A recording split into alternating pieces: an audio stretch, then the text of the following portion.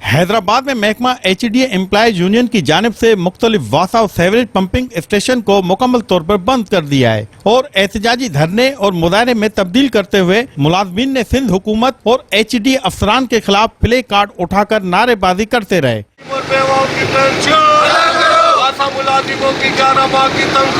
मुजाहिरीन ने वश न्यूज से गुफ्तगू करते हुए कहा कि गुज़श्ता 11 माह से हमें तनख्वाहों से महरूम कर रखा है और रिटायर मुलाजमीन की पेंशन तक नहीं दी जा रही है, जिसकी वजह से फाका कशी पर मजबूर हो गए हैं। 11 महीने हो गए, बिजली कर रही है, हमारी घरानी ऑपरेशन बाईपास आप कहाँ से लाए थे, मेहरबानी कीजिए हमारी तनख्वाह दिलाई जाए। हमारे दो ही मुतालबे हैं, एक वर्क चार्ज कॉन्ट्रैक्ट वालों को फौरी तौर पर पक्का किया जाए और दूसरा हमारी 11 महीने की तनख्वाह जो रुकी हुई है वो फौरी तौर पर अदा की जाए। हड़ताल और एहतजाज कर रहे हैं कि हमारे 11 माह की तनख्वाहें नहीं मिली हैं और 10 माह की हमारी पेंशन, यतीमों और बेवाओं की पेंशन और रिटायर मुलाजिम जो है उनकी पेंशन नहीं मिली है। उन्होंने मजीद कहा कि हमारे मुतालबात अगर पूरे नहीं हुए तो मजबूरन शहर भर में सेवरेज सिस्टम और वासा सिस्टम मुकम्मल तौर पर बंद कर देंगे। हुकूमत सिंध बिलखुसूस सूबाई वजीर बल्दियात सिंध हमारी तनख्वाहें और पेंशन रिटायर मुलाजमीन की अदायगी को यकीनी बनाया जाए। हैदराबाद में HDA मुलाजमीन की 11 माह से तनख्वाह और बेवाओं को रिटायरों की पेंशन ना मिलने की वजह से